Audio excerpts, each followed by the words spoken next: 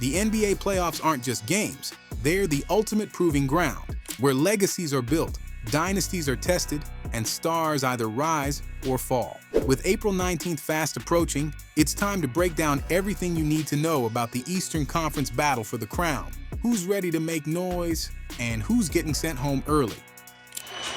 Towns drives, gets inside, blocked by Allen. The top 6 teams in the Eastern Conference are pretty well separated, with the 6th-seeded Detroit Pistons holding a 5-game cushion over the play-in spots. All due respect to the Atlanta Hawks, Orlando Magic, Chicago Bulls, and Miami Heat. But whoever hangs a proud one-in-the-play-in banner in their home arena is most likely easy fodder for one of the 2 Eastern juggernauts, the Cleveland Cavaliers and Boston Celtics, who with 2 weeks left in the regular season sit at 62 and 58 wins respectively. So, seeds 7 through 10 in the East? Good effort, guys. Better luck, health, and star contract decisions next season.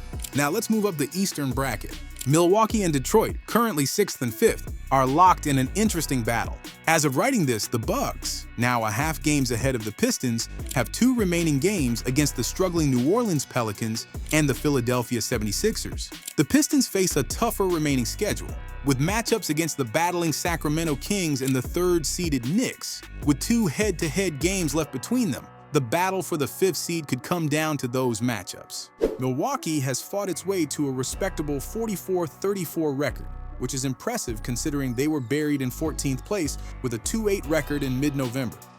Shooting sub 35% in the first quarter. Antetokounmpo with a right-handed. But for a team with championship aspirations, this isn't nearly enough. With MVP candidate Giannis Antetokounmpo and All-Star Damian Lillard, expectations were far higher. Now, Lillard has been diagnosed with deep vein thrombosis in his right calf and is out indefinitely. Just about the worst possible news for a team already struggling to find consistency. Without Dame, Milwaukee's hopes rest entirely on Giannis. The Bucks sit in the middle of the pack in both offensive and defensive efficiency, have a dismal 11-20 record against teams above 500, and are a brutal 0-10 against the top 3 seeds in the East. Yikes! If you're looking for silver linings, Bobby Portis is set to return from suspension, Milwaukee still boasts a solid interior defense, and of course, they have the Greek Freak, who is capable of being the best player on the floor in any given series. Meanwhile, the vibes in Detroit couldn't be more different. The Pistons have pulled off one of the greatest one-year turnarounds in sports history. They've already tripled their win total from last season, and have 11 more wins this year than in the last 2 combined? That's right, last 2 seasons combined. Head coach J.B. Bickerstaff has a legitimate case for Coach of the Year, while Cade Cunningham has played at an all-NBA first-team level and deserves serious consideration for Most Improved Player. Even without him for the past 4 games, Detroit has held its own, most notably knocking off the top-seeded Cavaliers. Like the Bucks, though, the Pistons have struggled to consistently compete against good teams, posting a 10-21 record against opponents above 500. So what can these teams realistically achieve in the playoffs this season? About hoisting, that's 3 from triple range. Look at this. Great bounce inside. As great as Giannis is, the inconsistent Bucks look like a one-and-done team. And while the Pistons' offensive and defensive efficiency metrics outshine their Central Division rivals, they're still unlikely to win their first playoff series since 2008. Sporting a top 7 offensive efficiency and a middle-of-the-pack defense, the 4th-place Indiana Pacers have hovered around the 4-5 seed since mid-January after a worrisome start to the season. Fortunately for the Pacers, Tyrese Halliburton found his form once the calendar flipped to 2025, and the team found its rhythm along with him. They are 28-13 since January 1st and 25-9 when Halliburton plays. This team believes it can make noise this postseason and is out to prove itself yet again. After reaching the Eastern Conference Finals last year, Indiana is determined to show that run wasn't a fluke. Can the Pacers really make it happen? Either of their potential first-round opponents would create an intriguing styles-make-fights matchup. Indy's free-flowing offense clashing against the gritty, always ready-to-fight Pistons, or the unstoppable force that is Giannis. However, with the Pacers peaking at the right time, Halliburton rediscovering his form, Pascal Siakam providing steady production, and the rest of Indiana's deep supporting cast thriving in their roles, they appear well-positioned for a playoff run. Indiana holds a 3-1 regular season record against the Pistons, but is just 1-3 against the Bucks. However, with Damian Lillard out indefinitely, the Pacers look like the favorites to advance past the first round to face an old rival. The New York Knicks have held the 3rd seed since December 15th, and while larger concerns loom, particularly the health of Jaylen Brunson and the backcourt, New York should be firmly in postseason planning mode. With the final stretch of the regular season underway, the Knicks are in prime position for a top 3 finish in the East and another 50-win campaign. More importantly, they're looking to end their long-standing conference finals drought and possibly aim even higher. The good news for Knicks fans, Brunson is hoping to return before the regular season ends. That means New York can afford to look ahead to the playoffs with confidence. They've already swept the Bucks in their regular season series, including a 116-107 win without Brunson. Anunoby against Lopez, steps back, his three-pointer. Robinson on the follow! The other 2 wins? Total dominance, with a combined margin of victory of 56 points. Yes, Milwaukee has made some moves since then, but if adding Jericho Sims, Kyle Kuzma, and Kevin Porter Jr. somehow swings that margin, the Knicks have much bigger issues to worry about.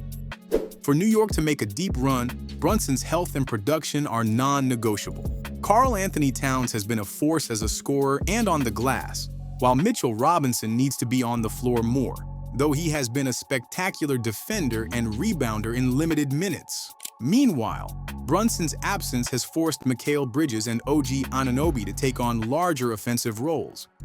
But the real challenge lies in the second round, where the Knicks are likely to face the defending champion Boston Celtics, a team built to stifle Brunson's much-needed offense and exploit Towns on the other end of the floor. The numbers don't lie. New York is 0-3 against Boston this season and struggles against elite competition, holding a concerning 12-18 record against teams above 500, the worst mark among top 4 seeds in either conference. Speaking of the Celtics, they have the 2nd seed all but locked up, unless, of course, Cleveland somehow loses all of its remaining games while the Celtics win out. Both scenarios are, to put it mildly, highly unlikely. The way the defending champions have looked lately should put a proper scare into the rest of the NBA. They have lost just once in March and are 32-10 since the calendar flipped to 2025. It certainly looks like they've shaken off their mid-season malaise. Boston is lethal again on offense, posting an offensive rating second only to the league-leading Cleveland Cavaliers. Minutes come in for Boston, good change of gear, driving is Tatum! Their defense has taken a step back compared to last season, dropping from the best in the league to merely top 5. Oh, how the mighty have fallen, right? As the Celtics found out firsthand, playing with a bullseye on their backs is tough. Repeating as champs is always harder than reaching the mountaintop the first time. But with Kristaps Porzingis back healthy and Jaylen Brown rediscovering his left hand, Boston has as good a chance as any team to become the first back-to-back NBA champions since the Curry-Durant Warriors. Although, to get to the final stage and raise banner number 19, they first have to get through the best team in the East. Boston and Cleveland split the season series 2-2, with each game being closely contested, offering an intriguing sneak peek at a potential Eastern Conference Finals matchup. The first-place Cavaliers have rarely faced adversity this season. At 62-16, Cleveland has won 80% of its regular season games and put together multiple 12-game winning streaks in a historic fashion, which we've broken down previously on the channel. Allen screen, get picked up by Reed, find Allen. Allen back to Hunter! Hey! However, late March hasn't been kind to them. After setting a franchise record with 16 consecutive wins, the team dropped 4 straight to the Magic, Clippers, Kings, and Suns, losing both the league's best record and potential home court advantage in the finals to the Oklahoma City Thunder. The Cavaliers responded by winning 3 of their next 4, but concerns remain. Fans and analysts continue waving red flags, pointing out a troubling trend in their losses. Cleveland's small guards struggle with physicality, and their defense has trouble containing bigger wing scores. Unfortunately for the Cavs, the Celtics, arguably their biggest threat in the East, are built to exploit both of those weaknesses. Surprisingly, so are the Orlando Magic, one of Cleveland's potential first-round opponents, armed with a tough defense and oversized playmakers in Paolo Banchero and Franz Wagner. At this point, anything short of a conference finals appearance for the Cavs would feel like a major upset, akin to the 2007 67-win Dallas Mavericks getting bounced by the 8th-seeded We Believe Warriors. Will we see this story unfold again? Still, Cleveland's dominant regular season deserves a ton of respect. They have the best offense in the NBA, a top 10 defense, and a plus 10 net rating, which aligns with championship-level teams of this century.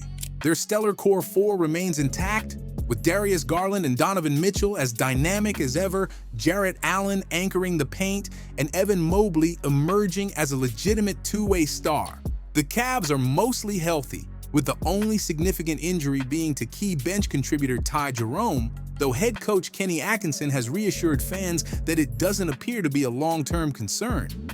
Even so, their flaws are clear, and history makes it hard to visualize them making a deep run until they prove otherwise, just as the Celtics had to last season, and Nikola Jokic's Nuggets did in the 2023 playoffs.